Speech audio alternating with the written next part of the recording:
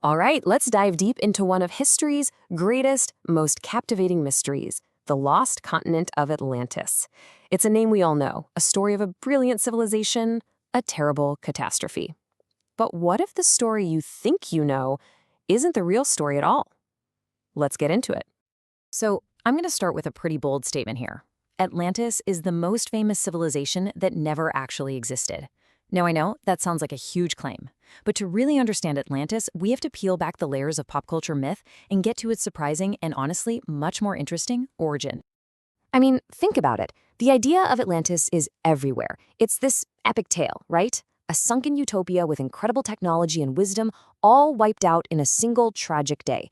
We've seen it in movies like Disney's Atlantis. It's the home of superheroes like Aquaman. You can even explore it in video games. This image is incredibly powerful, but it's a modern invention. So where did it really come from? To find the true source of Atlantis, we have to go way back to ancient Greece. Because this entire sprawling legend, every single version of it, all comes from one person, one philosopher. And this, right here, is the crucial point, the absolute key to understanding all of this. Atlantis is not an ancient Greek myth like Hercules or Zeus. It doesn't come from centuries of folklore passed down around the campfire. It shows up for the very first time in two of Plato's philosophical writings. He made it up. It wasn't history, it was a teaching tool, a thought experiment. So why would Plato invent a whole civilization? Well, he was using Atlantis as a literary device, as a foil. He cooked up this story about a great war between two powers. On one side, you have his perfect, idealized version of ancient Athens. They're virtuous, they're humble, they're the good guys. And on the other side, you have the Empire of Atlantis, a massive naval power, incredibly rich, but totally corrupted by their own power, greed, and arrogance. It was a political fable, a cautionary tale about what happens when a great nation loses its moral compass. And here's the kicker, something a lot of people don't realize. Plato never even finished the story. As you can see from this quote, his dialogue Critias just stops. It cuts off right at this incredibly dramatic moment, just as Zeus is about to deliver his judgment. The original tale is literally a cliffhanger, leaving the famous destruction of Atlantis almost entirely up to our own imagination. So, for nearly 2,000 years, that's all Atlantis was, a philosophical footnote, an unfinished story. But then, in the 19th century, someone dusted off Plato's fable and completely reinvented it as something it was never, ever meant to be. And this is the guy who did it.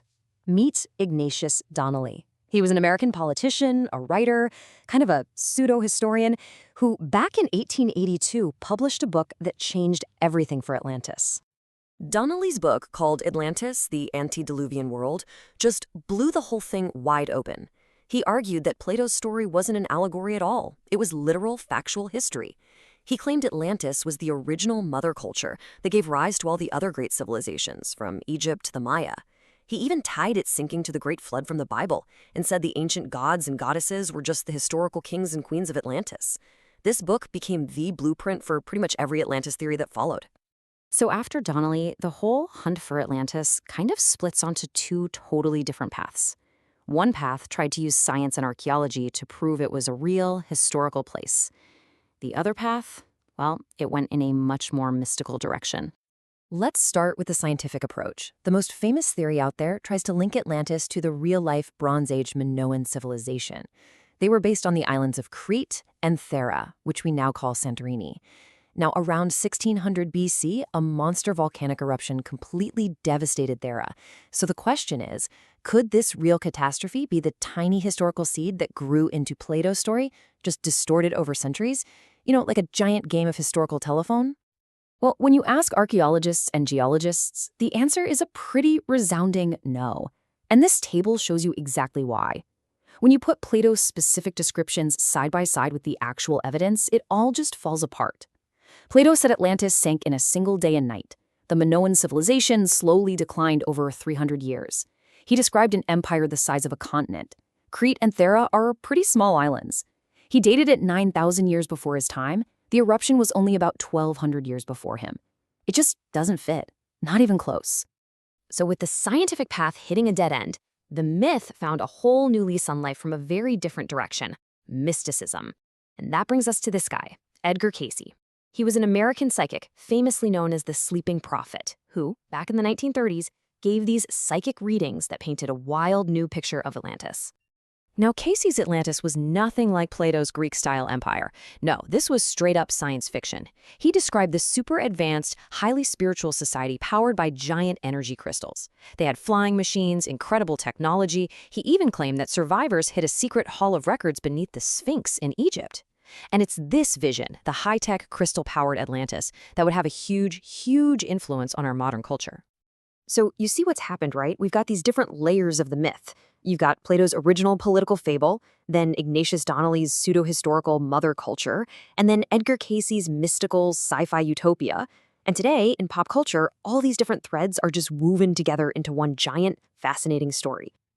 This timeline just lays it all out perfectly. You can watch the idea evolve. It starts in 360 BC as a philosophical story, then bam, in 1882 it gets reinvented as lost history. By the 1930s, it's a high-tech spiritual paradise, and then by 2001 you have Disney taking Edgar Cayce's vision of a crystal-powered civilization and turning it into a massive animated movie. Each step built on the last, creating the complex myth we all recognize today. The myth has become so powerful that it's actually broken through from books and movies into the real world. I mean, you can literally book a vacation at the Atlantis Paradise Island Resort in the Bahamas. It's a gigantic theme park where the legend is now a real physical experience. Just think about that for a second. You can go down a water slide, through a shark tank, in a place named after a fictional island that a Greek philosopher invented as a warning against arrogance. It's wild. So we've seen that the story started as a philosophical tool. We know the real-world theories don't really hold up to the evidence, which, of course, brings us to the biggest question of all. Why are we still so obsessed with it? Why do we keep searching? Maybe the real power of Atlantis has nothing to do with a sunken continent and everything to do with the deep, timeless human longing. It's the ultimate story of a lost golden age, isn't it? A world that was better, smarter, more advanced than our own. Maybe our endless search for Atlantis isn't really about finding a place on a map, but about searching for that feeling of a lost paradise within ourselves. What do you think?